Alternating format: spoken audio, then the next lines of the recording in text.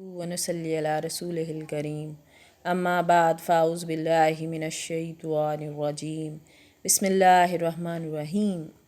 السلام علیکم ورحمۃ اللہ وبرکاتہ۔ اس دعا اور امید کے ساتھ کہ آپ جہاں پر بھی ہوں خیریت سے ہوں اور ہمیشہ خوش رہیں۔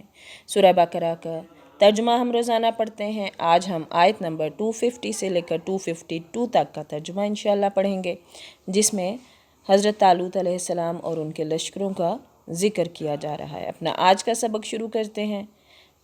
اعوذ باللہ من الشیطان الرجیم،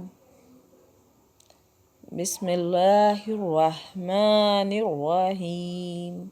شروع اللہ کے نام سے جو نہایت مہربان رحم کرنے والا ہے۔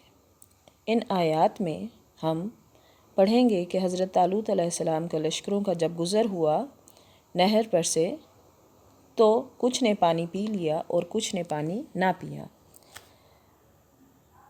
فلما پھر جب فصل طالوت بالجنودی پھر جب فصلہ نکلے طالوت بالجنودی اپنے لشکر کے ساتھ، جب طالوت لشکروں کو لے کر نکلے، قالا کہا ان اللہ بے شک اللہ مبتلیکم آزمائے گا تمہیں بنہر ایک نہر سے، سنو اللہ تمہیں ایک نہر سے آزمانے والا ہے۔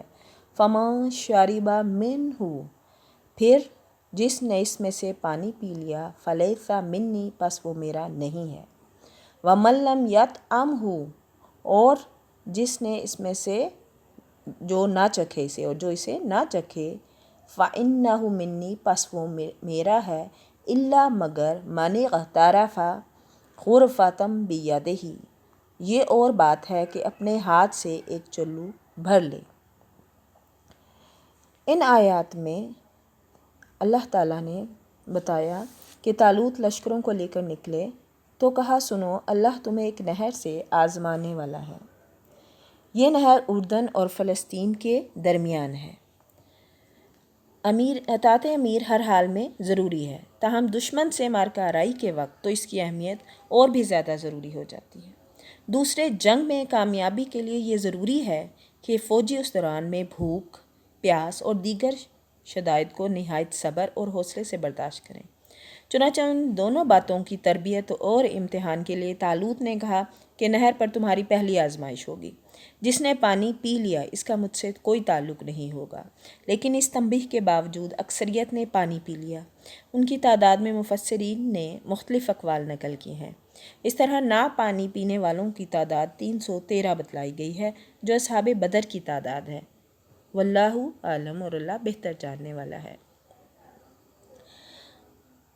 فَشَرِبُوا مِنْهُ إِلَّا قَلِيلًا مِنْهُ لیکن سوائے چند ایک کے، فَشَرِبُوا پس پی لیا مِنْهُ اس میں سے، إِلَّا مگر قَلِيلًا چند ایک کے، مِنْهُم اس میں سے، لیکن سوائے چند کے باقی سب نے وہ پانی پی لیا۔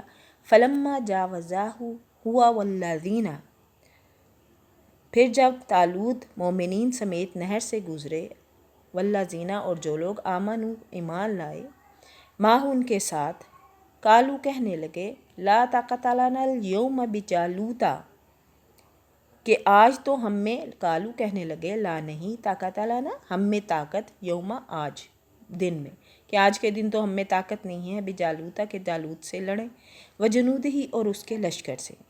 قال الذین کہنے وہ لوگ لگے، یظنون جو گمان رکھتے تھے، انہم ملاقو اللہ کہ بے شک وہ ملاقات کریں گے اللہ سے، لیکن اللہ کی ملاقات پر یقین رکھنے والوں نے کہا، کم من فیئۃ کہ کچھ کہ سم ٹائم آپ کہہ لیں، بسا اوقات ایسا بھی ہوتا ہے کہ جماعت قلیلۃ تھوڑی ہو، غلبت وہ غلبہ پا جاتی ہے، فیئۃ جماعت پر، کثیرۃ بڑی، باذن اللہ اللہ کے حکم سے۔ یعنی جو لوگ اللہ پر یقین رکھتے تھے انہوں نے کیا کہا کہ بسا اوقات چھوٹی اور تھوڑی سی جماعتیں بڑی اور بہت سی جماعتوں پر اللہ کے حکم سے غلبہ پا لیتی ہیں۔ واللہ اور اللہ مع الصابرین صبر کرنے والوں کے ساتھ ہے۔ ان اہل ایمان نے بھی ابتدا میں جب دشمن کی بڑی تعداد دیکھی تو اپنی قلیل تعداد کے پیش نظر اس رائے کا اظہار کیا، جس پر ان کی علماء نے اور ان سے زیادہ پختہ یقین رکھنے والوں نے کہا کہ کامیابی تعداد کی کثرت اور اسلحہ کی فراوانی پر منحصر نہیں ہوتی، بلکہ اللہ کی مشیت اور ان کے اذن پر موقوف ہے، اور اللہ کی تائید صبر کے لیے کیا ہے؟ صبر کا اہتمام ضروری ہے۔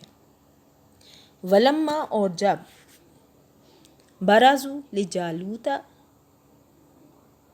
وجنودہ، قالو، کہنے لگے، جب ان کا جالوت اور اس کے لشکر پر، یعنی کہ ولما برازو لجالوت، اور جب ان کا جالوت اور اس کے وجنودہ اور اس کے لشکر سے مقابلہ ہوا، تو کہنے لگے، قالو، کہنے لگے، ربنا، اے ہمارے پروردگار، افرغ علینا، ہم پر کیا دعا مانگی؟ ہمیں صبر دے ہم پر، وثبت اقدامنا، ثابت قدم رکھ، وانصرنا، اور ہماری مدد فرما، علی القوم الکافرین، قوم کفار پر۔ انہوں نے دعا مانگی جب ان کا جالوت اور اس کے لشکر سے مقابلہ ہوا، تو انہوں نے دعا مانگی کہ اے پروردگار ہمیں صبر دے، ثابت قدمی دے، اور قوم کفار پر ہماری مدد فرما۔ جالوت جو تھا وہ اس دشمن قوم کا کمانڈر اور سربراہ تھا، جس سے طالوت اور ان کے ساتھیوں کا مقابلہ تھا۔ یہ قوم عمالقہ تھی، جو اپنے وقت کی بڑی جنگجو اور بہادر قوم سمجھی جاتی تھی۔ ان کی اسی شہرت کے پیش نظر عین معرکہ آرائی کے وقت اہل ایمان نے بارگاہ الہی میں یعنی ان کی بہادری دیکھ کے جو تھے مسلمان، انہوں نے اللہ پاک سے دعا مانگی کہ اے اللہ ہمیں صبر، ثبات اور کفر کے مقابلے میں ایمان کی فتح و کامیابی کی۔ ان لوگوں نے دعا مانگی، کامیابی عطا فرمائی، یعنی کفار پر۔ گویا مادی اسباب کے ساتھ ساتھ اہل ایمان کے لیے ضروری ہے کہ وہ نصرت الہی کے لیے ایسے مواقع پر بطور خاص طلبگار رہیں، جیسے جنگ بدر میں ہمارے پیارے نبی کریم صلی اللہ علیہ وآلہ وسلم نے نہایت اللہ الظاہری سے فتح و نصرت کی دعائیں مانگی، جنہیں اللہ تعالیٰ نے قبول فرمایا، اور مسلمانوں کی ایک نہایت قلیل تعداد جو تھی کافروں کی بڑی تعداد پر غالب آئی۔ اس لیے جب بھی کوئی مشکل ہو، جب بھی کوئی پریشانی ہو، اللہ سے دعا مانگے، اللہ پاک صبر کے ساتھ، ثابت قدمی کے ساتھ اور اس کی مدد کے ساتھ اللہ پاک ہمیں فتح نصیب فرمائے۔ فَهَزَمُوهُمْ بِإِذْنِ اللَّهِ، پھر اللہ کے حکم، فَهَزَمُوهُمْ، انہوں نے ہلاک کر دیا، کہہ لیں جالوتیوں کو شکست دی، بِإِذْنِ اللَّهِ، اللہ کے حکم سے، وَقَتَلَ، اور قتل کیا، داؤد علیہ السلام نے جالوت کو، وَآتَاهُ اللَّهُ، عطا کی اللہ نے ان کو، ملک، بادشاہی، والحکمت، اور حکمت، وَعَلَّمَهُ مِمَّا يَشَاءُ، اور علم، جتنا کچھ چاہا علم بھی عطا فرمایا۔ چنانچہ اللہ کے حکم سے انہوں نے جالوتیوں کو شکست دی، اور داؤد کے ہاتھوں جالوت قتل ہوا، اور اللہ نے داؤد کو مملکت و حکمت اور جتنا کچھ چاہا علم بھی عطا فرمایا۔ اب بات ہو رہی ہے شکست کی جالوتیوں کی۔ حضرت داؤد بھی جو ابھی پیغمبر تھے نہ بادشاہ، اس لشکر طالوت میں ایک سپاہی کے طور پر شامل تھے۔ ان کے ہاتھوں اللہ تعالیٰ نے جالوت کا خاتمہ کیا، اور ان تھوڑے سے اہل ایمان کے ذریعے سے ایک بڑی قوم کو شکست فاش دلوائی، یعنی حق پر ہوں تو اللہ پاک غیب سے مدد فرماتے ہیں۔ اس کے بعد اللہ تعالیٰ نے حضرت داؤد علیہ السلام کو بادشاہت بھی عطا فرمائی اور نبوت بھی۔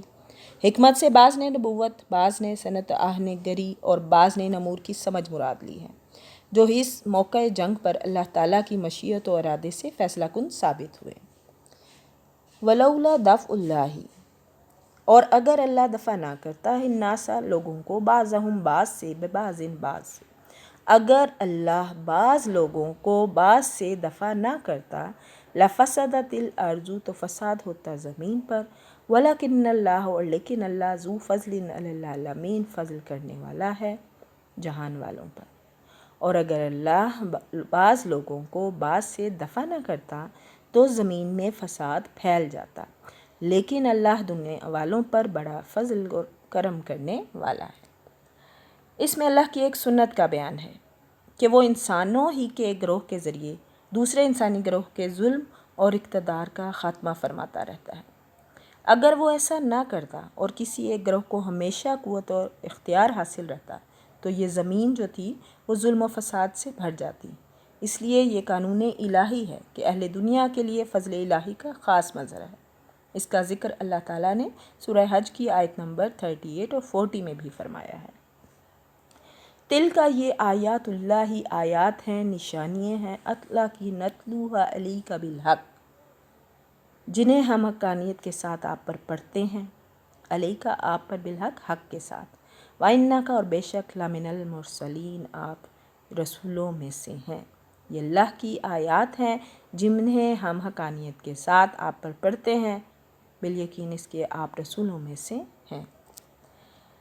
یہ جو گزشتہ واقعات جو آپ پر نازل کردہ کتاب سے ذریعے دنیا کو معلوم ہو رہے ہیں، یعنی ہمارے پیارے نبی صلی اللہ علیہ وآلہ وسلم پر، اے محمد صلی اللہ علیہ وآلہ وسلم، یقیناً آپ کی رسالت و صداقت کی دلیل ہے، کیونکہ آپ نے نہ کسی کتاب میں پڑھے ہیں، نہ کسی سے سنے ہیں، جس سے واضح یہ ہے کہ یہ غیب کی خبریں ہیں جو بذریعہ یہ وحی اللہ تعالیٰ پر آپ پر نازل فرما رہے ہیں۔ قرآن کریم میں متعدد مقامات پر گزشتہ امتوں کے واقعات بیان کیے گئے، اور ان واقعات کو ہمارے پیارے نبی صلی اللہ علیہ وآلہ وسلم کی صداقت کے لیے دلیل کے طور پر پیش کیا گیا ہے۔ قرآن پاک کی تلاوت کو زندگی کا حصہ بنائیں، سمجھ کر پڑھیں، اور اپنے فیملی، اپنے بہن بھائیوں، رشتہ داروں کو، اپنے دوستوں کو بھی قرآن پاک پڑھنے کی دعوت دیں، اپنی زندگی کا حصہ بنائیں۔ اللہ پاک دنیا اور آخرت کی کامیابیاں عطا فرمائیں گے۔ پڑھنے میں، بتانے میں غلطی، کوئی تاہی، کمی بیشی رہ گئی ہو تو اللہ پاک معاف فرمائیں۔ اللہ پاک ہمیں اپنے پیارے نبی کی سنتوں پر عمل کرنے والا بنائیں، ہمیں ہر وہ بھلائی عطا فرمائیں جس کی میرے پیارے نبی صلی اللہ علیہ وآلہ وسلم نے دعا فرمائی، اور ہمیں ہر اس برائی سے، ہر اس گناہ سے، ہر اس شر سے بچائیں جس سے ہمارے پیارے نبی نے پناہ مانگی۔ جہاں بھی رہیں خوش رہیں، دعاؤں میں یاد رکھیے گا۔ وآخر دعوانا ان الحمد للہ رب العالمین، فی امان اللہ۔